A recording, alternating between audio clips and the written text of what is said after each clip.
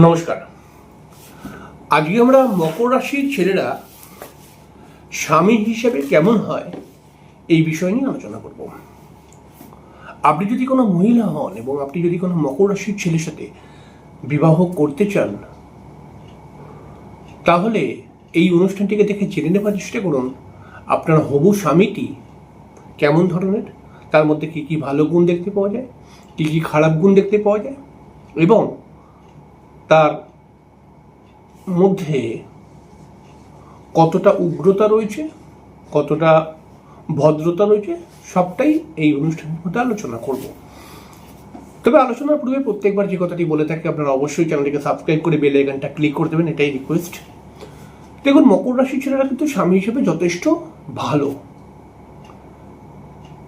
এই মকর রাশির ছেলেদের মধ্যে দুটি গুণ দেখতে পাওয়া যায়।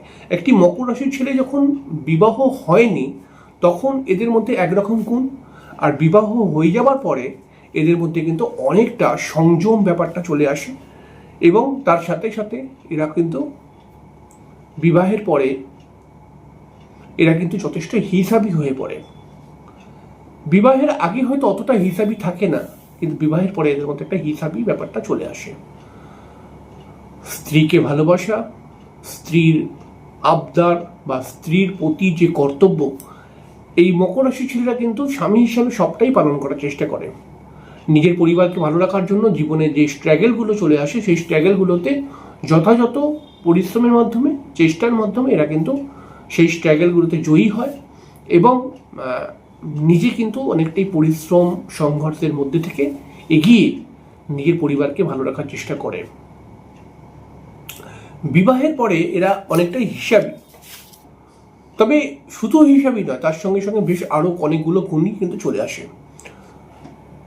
এদের মধ্যে উচ্চাকাঙ্ক্ষা দেখতে পাওয়া যায় স্বামী হিসাবে, এবং উচ্চাকাঙ্ক্ষা কি, আমি বা আমার পরিবারকে একটা ভালো জায়গায় রাখবো, অর্থাৎ সবাই সম্মান করবে, আমাদের কাছে সব রকম জিনিস থাকবে। তো এরকম একটা উচ্চাকাঙ্ক্ষা থাকে। সব রকম জিনিস বলতে কি, মানে আমি আরও আজকে যে পরিস্থিতির মধ্যে রয়েছি তার থেকে আরও অনেকটা উন্নতি করব। নিজের স্ত্রীকে যথেষ্ট ভালোবাসে এবং খুব রোম্যান্টিক প্রকৃতির হয়। তবে মাঝে মধ্যে এই মকর রাশির ছেলেরা স্বামী হিসাবে সমস্ত দায়িত্ব পালন করলেও কিছু কিছু ক্ষেত্রে দেখতে পাওয়া যায় এরা খুব বিষয়কে ক্যাজুয়ালভাবে নেয়। অনেক সিরিয়াস বিষয়গুলোর মধ্যে এরা ইনভলভ হতে চায় না। বেশ কিছু কঠিন বিষয়তে বা বেশ কিছু সিরিয়াস ম্যাটারের ক্ষেত্রে এরা নিজের ওয়াইফকে ঠেলে দেয় যে তুমি দেখে নাও, আমি অত করব না। আর কিছু কিছু সময় এরা এতটাই ভালো মেন্টালিটির, মানুষকে সাহায্য করে, কিন্তু নিজের সংসারের মধ্যে বেশ কিছু প্রবলেম চলে আসে। মানে হয়তো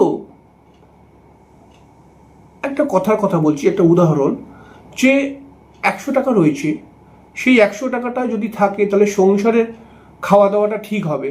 সেই 100 টাকাটা অন্য কোনো বন্ধু একটা কি গল্প দিল, কষ্টের গল্প করলো, সেই তাকে সাহায্য করে দিল, নিজের সংসারের লোকটা কি খাবে তার কোনো নেই। এরকম টাইপেরও কিন্তু মাঝে মধ্যে হয়ে যায় মকর রাশির ছেলেরা স্বামী হিসাবে।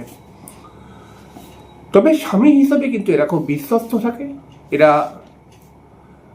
মানে কি বলবো, নিজের পরিবার, নিজের স্ত্রীকে ভালোবাসে, নিজের স্ত্রীর যথেষ্ট আবদার পূরণ করতে চায়। তবে এই মকর রাশির ছেলেদের স্বামী হিসেবে আর একটা গুণ দেখতে পাওয়া যায়, এরা কিন্তু নিজের স্ত্রীকে মাঝে মধ্যে ডমিনেট করে। ডমিনেট কেমন করে করে? এরা আসলে বলে যে আমি যেটা বলছি সেই কথাটা যদি আমার স্ত্রী না মানে তখনই আমি উত্তেজিত হয়ে যাই। এরকম থেকে মকর রাশির ছেলেরা স্বামী হিসেবে বলে। এরা স্ত্রীকে অনেক সময় নিজের মতো করে চালাবার চেষ্টা করে। হ্যাঁ, এদের কোনো খারাপ উদ্দেশ্য নেই, তবে নিজের স্ত্রীকে নিজের মতো করে চালাবার চেষ্টা করে। দেখুন, মকর রাশির ছেলেরা বিবাহের পরে কিন্তু একটা পারিবারিক সমস্যার মধ্যে পড়েই অনেক সময় দেখতে পাওয়া যায়। এরা অনেকটা বাস্তববাদী মাইন্ডের হয়, কিন্তু সবসময় বাস্তব তো খাটে না। সবসময় বাস্তবিক বিষয়গুলো কিন্তু সর্বদা ঠিক নয়। তো এরকম কিছু জেদ রাগের মধ্যেও কিন্তু মকর রাশির ছেলেরা পড়ে যায়। মাঝে মাঝে এদের মধ্যে একটু কঠোর স্বভাব দেখতে পাওয়া যায়। এবং মকর রাশির ছেলেরা স্বামী হিসাবে দেখা যায় যে সংসারের মধ্যে এমন এমন কিছু সিদ্ধান্ত নিয়ে নেয় যে সিদ্ধান্তটা অন্যের কাছে কিন্তু খুব একটা ভালো নয়। তবে এরা স্বামী হিসাবে বলা যেতে পারে বিবাহের প্রথম 5-6 বছর এরা কিন্তু কিছু কিছু সমস্যার মধ্যে পড়ে যায়। অনেক সময় স্বামী হিসাবে যথেষ্ট ভালো হওয়ার পরেও এদের জেদ, এদের রাগ কিন্তু কোনো কোনো সময় বিবাহিত জীবনে হাজব্যান্ড ওয়াইফের মধ্যে সমস্যা তৈরি করে। তবে একটি মহিলা যদি কোনো মকর রাশির ছেলের সঙ্গে বিবাহ করে তাহলে এইটুকানি শিওর যে ঠকবে না। কারণ হচ্ছে মকর রাশির ছেলে কিন্তু বিবাহের পরে নিজের পরিশ্রম, নিজের চেষ্টা, নিজের সংঘর্ষ বা নিজের লড়াইয়ের মধ্যে থেকে অনেকটা এগিয়ে যাওয়ার উচ্চাকাঙ্ক্ষা রাখে। তাই আপনি যদি একজন মকর রাশির ছেলের সঙ্গে বিবাহ করবো বলে মনে করেন তাহলে পরে কিন্তু এটা আপনার কোনো ভুল সিদ্ধান্ত নয়। তবে অবশ্যই জোটক বিচার করিয়ে বিবাহ করবেন। দেখুন, মকর রাশিটি যদি কোনোভাবে পীড়িত হয়ে যায় তখন কিছু প্রবলেম তৈরি করে। প্রবলেম কি তৈরি করে? মকর রাশির ছেলেটি স্বামী হিসাবে ভালো হওয়া সত্ত্বেও তার পরিবারের দিক থেকে বেশ কিছু সমস্যা চলে আসে এবং সেই পরিবারের দিক থেকে কিন্তু যেই মেয়েটি মকর রাশির ছেলের সঙ্গে বিবাহ করে সে কিন্তু কিছু সমস্যার মধ্যে পড়ে যায়। মকর রাশির ছেলেরা খুব দয়ালু, খুব শান্ত এবং তার সঙ্গে সঙ্গে খুব বাস্তবিক মাইন্ড থাকার পরেও এরা কিন্তু মকর রাশির ছেলেরা মাঝে মধ্যে একটু এত রেগে যায় যে এত রেগে উল্টোপাল্টা কথা বলে দেয়, যেটা কিন্তু একটুখানি দৃষ্টিকটু।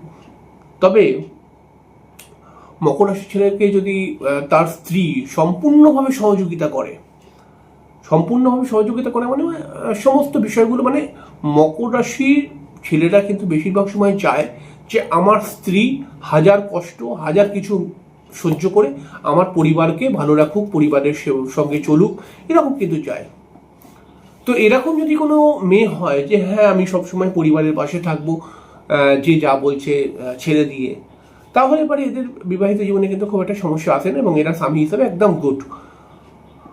নচেত কিন্তু কিছু সমস্যা আসতে পারে। তো